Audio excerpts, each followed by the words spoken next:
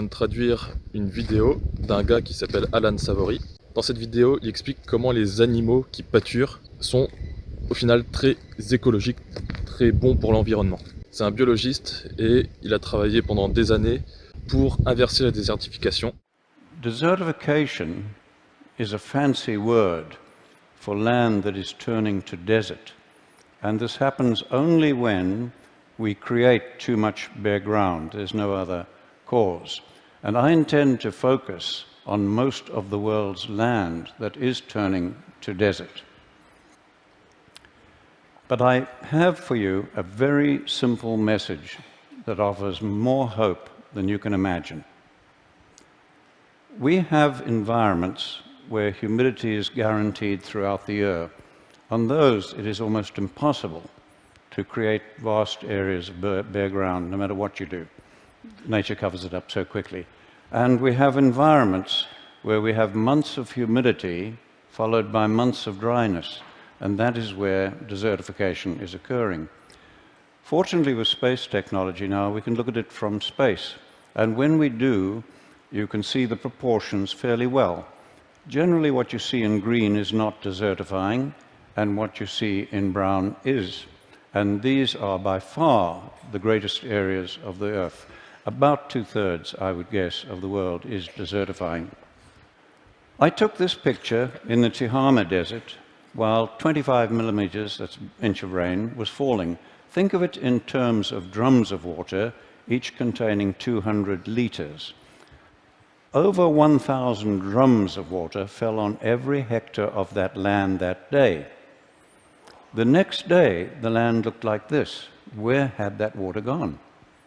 Some of it ran off as flooding, but most of the water that soaked into the soil simply evaporated out again, exactly as it does in your garden if you leave the soil uncovered. Now, because the fate of water and carbon are tied to soil organic matter, when we damage soils, you give off carbon. Carbon goes back to the atmosphere. Now, you are told over and over, repeatedly, that desertification is only occurring in arid and semi-arid areas of the world, and that tall grasslands like this one, in high rainfall, are of no consequence. But if you do not look at grasslands, but look down into them, you find that most of the soil in that grassland that you've just seen is bare and covered with a crust of algae, leading to increased runoff and evaporation. That is the cancer of desertification that we do not recognize till its terminal form. Now, we know that desertification is caused by livestock, mostly cattle, sheep, and goats, overgrazing the plants, leaving the soil bare and giving off methane.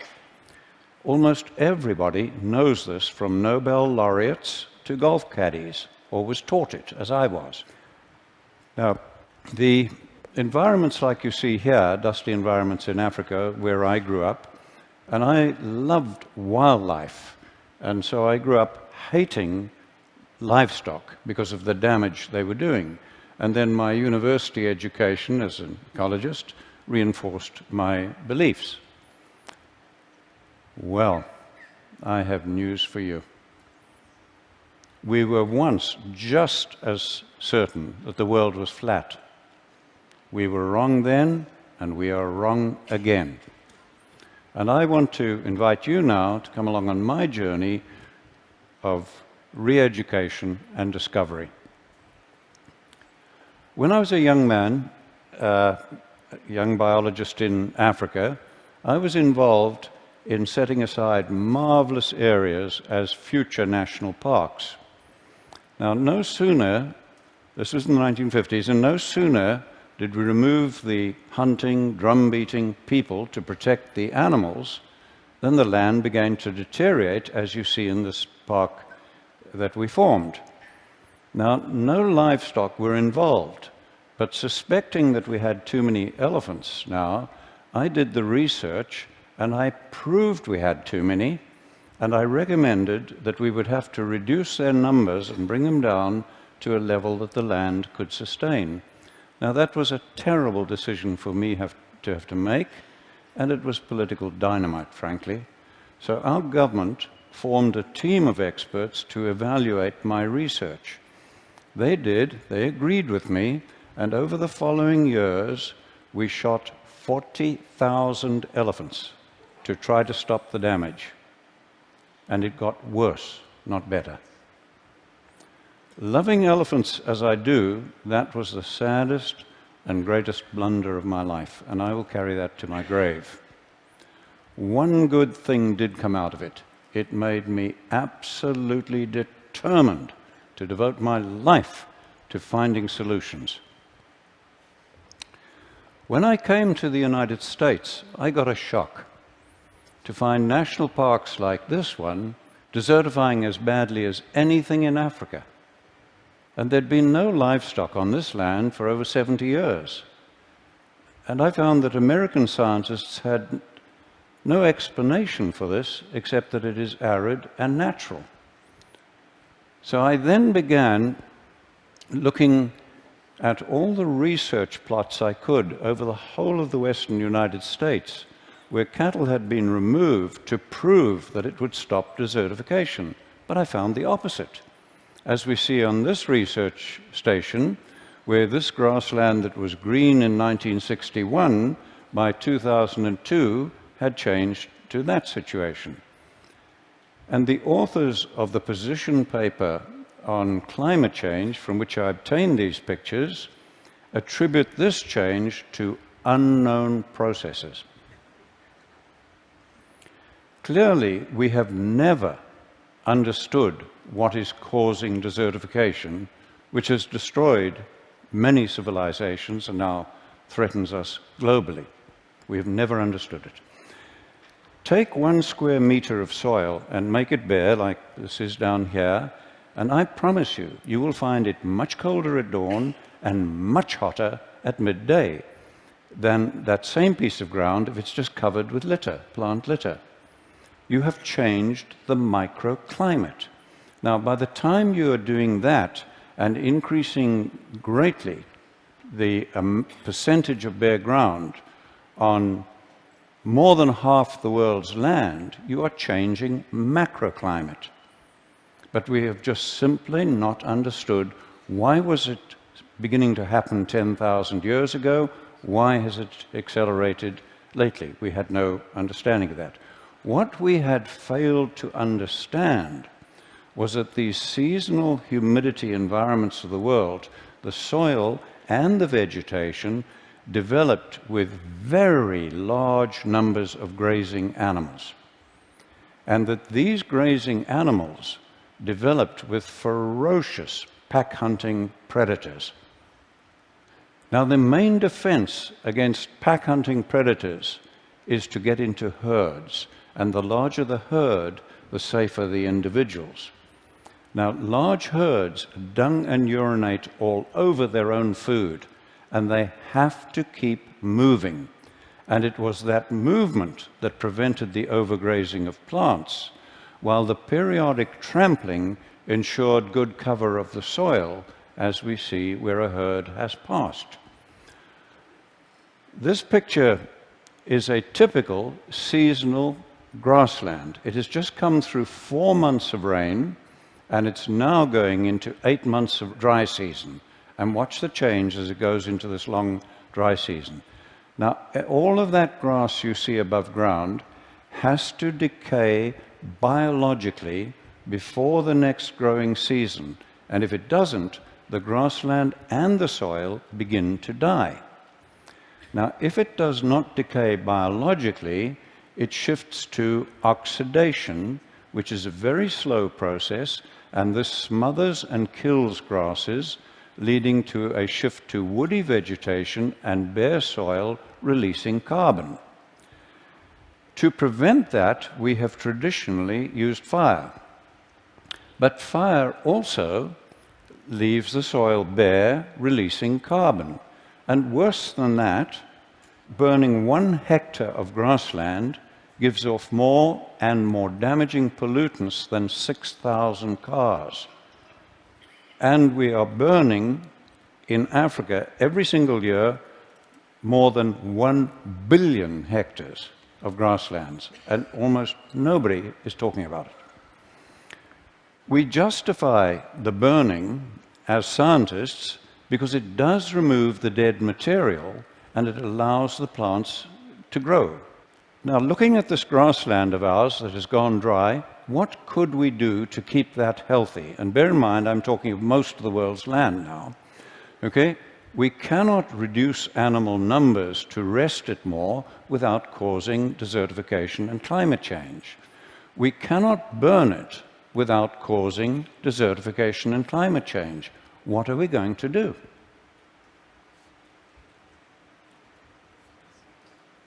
There is only one option. I repeat to you, only one option left to climatologists and scientists, and that is to do the unthinkable and to use livestock, bunched and moving, as a proxy for former herds and predators and mimic nature. There is no other alternative left to mankind.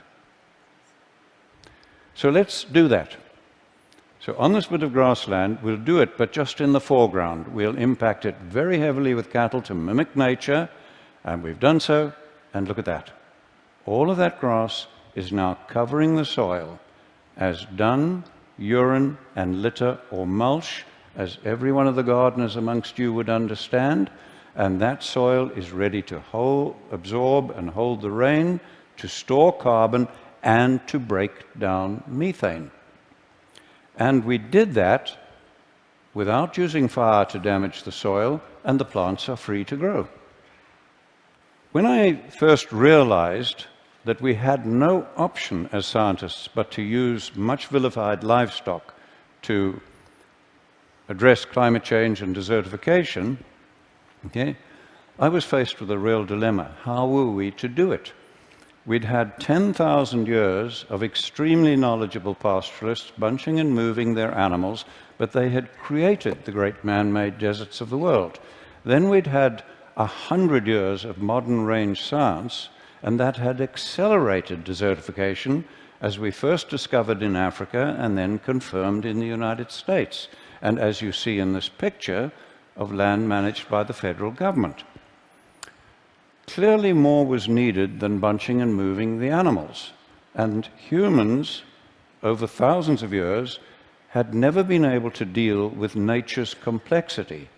But we biologists and ecologists had never tackled anything as complex as this.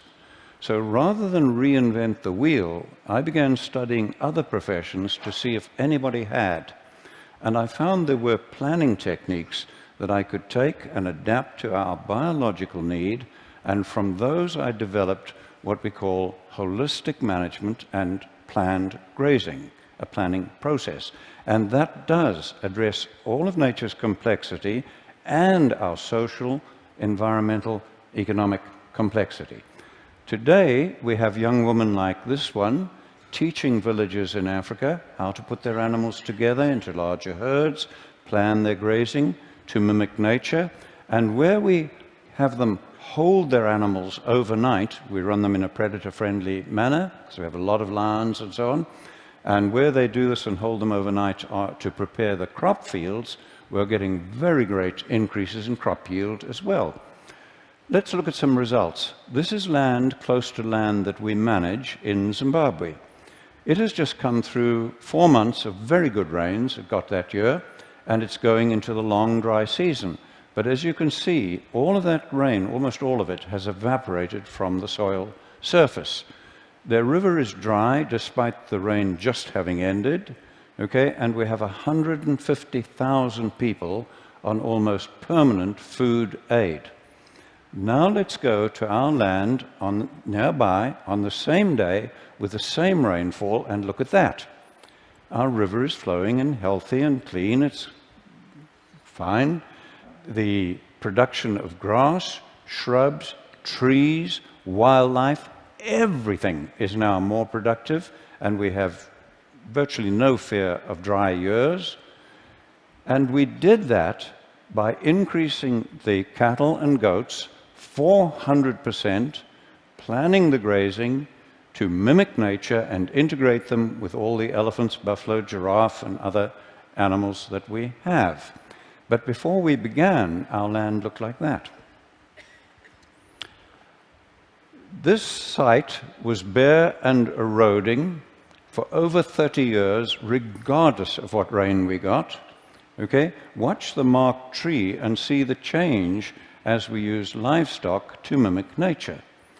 This was another site where it had been bare and eroding, and at the base of the marked small tree, we had lost over 30 centimeters of soil. Okay? And again, watch the change just using livestock to mimic nature. And there are fallen trees in that now, because these are now, the better land is now attracting elephants, etc. This land in Mexico was in terrible condition, and I've had to mark the hill because the change is so profound.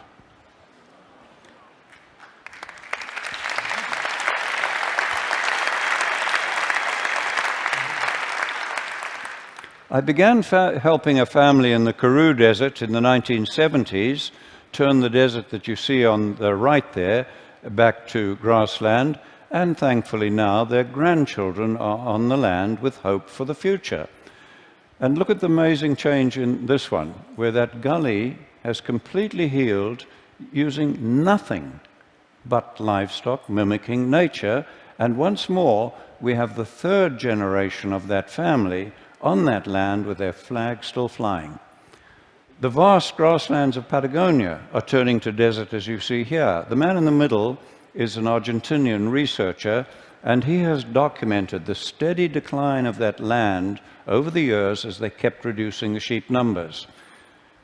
They put 25,000 sheep in one flock, really mimicking nature now, with planned grazing, okay, and they have documented a 50% increase in the production of the land in the first year. We now have in the violent Horn of Africa pastoralists planning their grazing to mimic nature and openly saying it is the only hope they have of saving their families and saving their culture.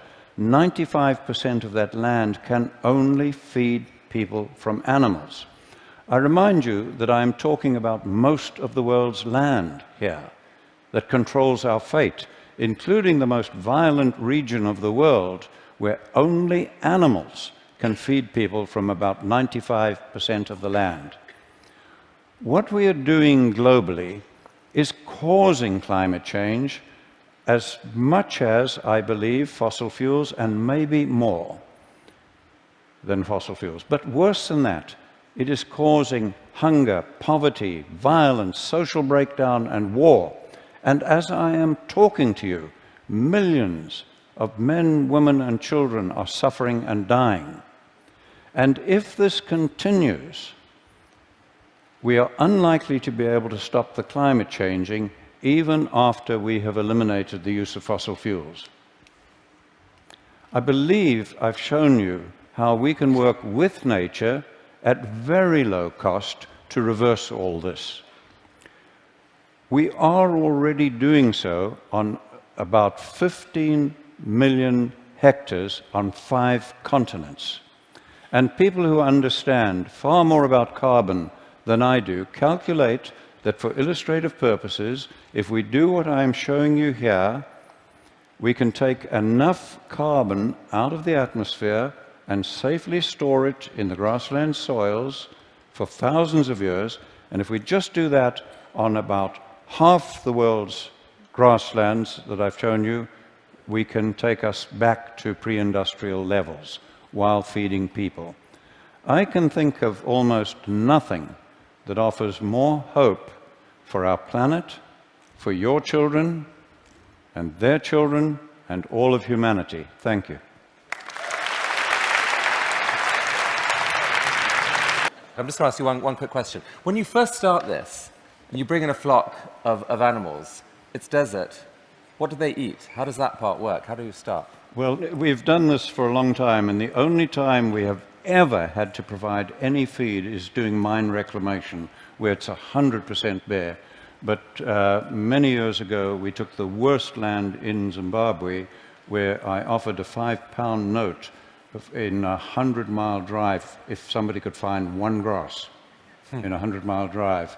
And on that, we trebled the stocking rate, the number of animals in the first year with no feeding, just by the movement, mimicking nature, and using a sigmoid curve, that principle. It's a little bit technical to explain here, but just that. Quand on a vu la présentation de ce gars-là, dire que l'élevage, ça pollue, c'est faux. C'est un peu plus compliqué que ça, c'est que l'élevage qui utilise des cultures, qui bien sûr utilise aussi des engrais ou des choses comme ça, là ça va polluer. Mais de l'élevage uniquement avec de l'herbe, et ben là, il n'y a aucun problème. C'est même bénéfique pour l'environnement. Et à ce qu'il raconte, j'ai envie de rajouter aussi que les cultures, surtout les monocultures, c'est ça qui apporte la désertification. Il suffit de regarder par exemple le croissant fertile, maintenant c'est plutôt aride. Si on regarde par exemple aussi l'Espagne, c'est le pays qui produit vraiment tout ce qui est légumes et fruits pour l'Europe. Et si on regarde une photo aérienne, on voit que ça a tendance à devenir aride, à se désertifier. Donc les véganes, les végétariens ou ceux qui cherchent à réduire la quantité de viande et de produits animaux dans leur alimentation ont tout faux. Le meilleur moyen d'être écolo, c'est d'avoir une alimentation à base de viande. Et pas n'importe quelle viande, de la viande qui a été nourrie avec de l'herbe principalement, qui a passé le maximum de temps dans une prairie. Voilà un exemple de pâturage tournant dynamique. Là il y a 72 vaches, elles sont sur 80 arts. Donc le champ là, il est partagé en 4. Ici ça a été pâturé il y a quelques temps, on voit qu'il y a un peu moins d'herbe que ici. Un champ comme ça fait presque 4 hectares. Donc là il y a un premier paddock, un deuxième ici, donc là il y a 2 hectares à peu près, presque. Encore un paddock et un autre. Et on voit la différence de la taille de l'herbe. Ici elles ont dû passer il y a, je sais pas, 2-3 semaines peut-être. Donc là je suis chez mon ancien patron, c'est où j'ai fait mes 2 années d'apprentissage. Et les vaches qu'on voit là, elles sont uniquement nourries avec de l'herbe et du foin. Elles sont en monotraite. Ce que j'aime bien avec ce système là de pâturage tournant dynamique, c'est qu'il n'y a pas besoin d'investir dans des bâtiments, ou alors très peu, enfin pour la traite. Une vache comme ça là, en monotraite et qui mange que de l'herbe, ça produit à peu près 3000 litres par an. Et donc en fait c'est 2 fois moins qu'une vache dans une autre ferme où il donnerait du maïs par exemple, du maïs en silage. Mais donc même si ça donne 2 fois moins, ça peut potentiellement être plus rentable parce que l'investissement est beaucoup plus faible qu'une ferme normale. Il y a juste besoin d'investir dans les terres, dans des clôtures, une salle de traite et potentiellement c'est tout ce qu'il faut.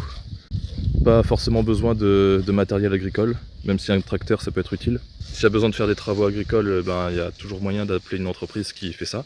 L'avantage c'est que je pense que ça donne moins de travail, potentiellement moins de travail. Il n'y a pas à nettoyer, vider un bâtiment, épandre le fumier, le lisier. Avec ce système, il y a moyen d'avoir une ferme qui tourne à moindre frais et de se faire pas trop mal de thunes. De mémoire, j'avais vu un gars parler de pâturage et comme quoi faire pâturer de l'herbe au kilo de matière sèche, ça coûte 7 fois moins cher que l'ensilage de maïs. Donc 7 fois moins cher que de l'ensilage de maïs et ça donne que moitié moins de lait. Ceux qui ont développé et qui ont optimisé le pâturage tournant dynamique, c'est les Néo-Zélandais. Les fermes là-bas sont quasiment toutes à base d'herbe.